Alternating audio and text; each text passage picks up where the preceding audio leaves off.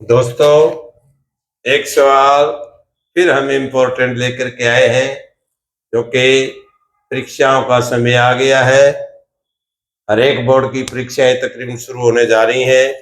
ये बहुत इम्पोर्टेंट सवाल है 10वीं कक्षा के लिए। क्या है? एक घन का आयतन 1728 सेंटीमीटर क्यूब है। ज्ञात करें का किनारा। नंबर 2, पृष्ठ का क्षेत्रफल। बड़ा आसान है, मुश्किल कुछ भी नहीं है, क्योंकि घन का आयतन होता है भुजा गुना में भुजा गुना में भुजा, और इसका पृष्ठ का क्षेत्रफल होता है 6 गुना में भुजा का वर्ग। तो सॉल्यूशन क्या है? देखो, घन का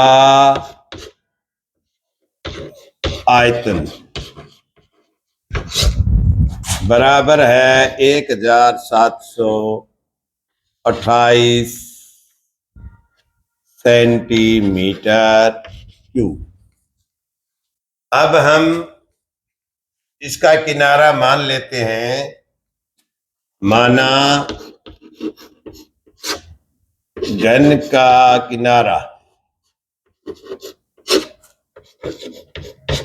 किनारा बराबर है ए सेंटीमीटर। देखो, ये घन का आयतन है, तो इसका आयतन क्या बनेगा?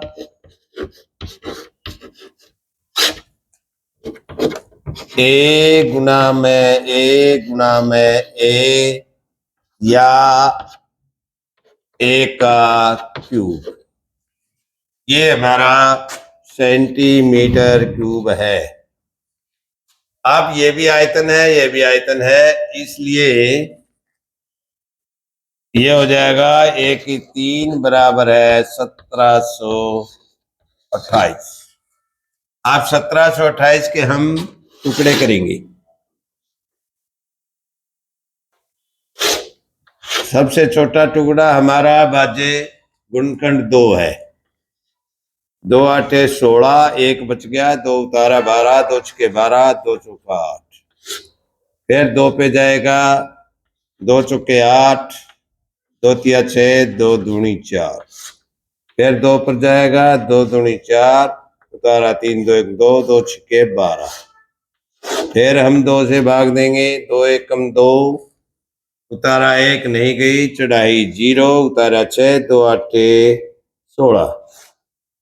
फिर 2 पे 2 पांजे 10, उतारा 8, 2 चौके 8।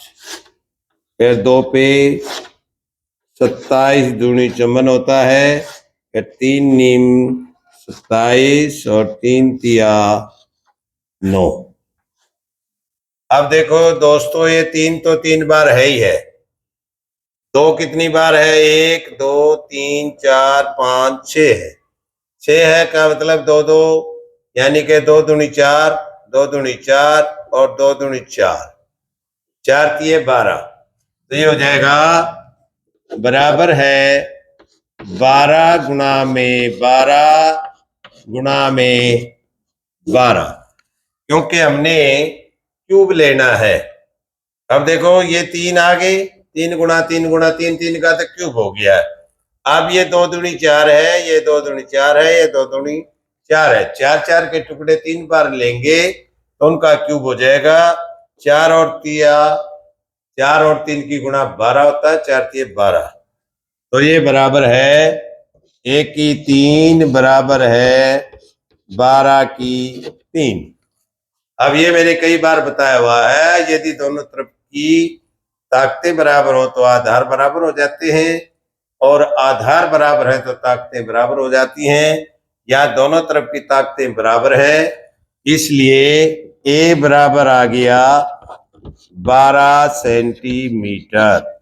ये हमने माना था घन का किनारा। तो ये आ गया घन का किनारा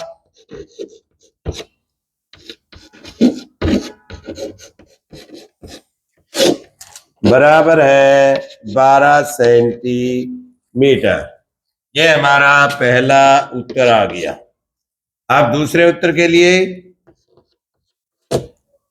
घन के पृष्ठ का क्षेत्रफल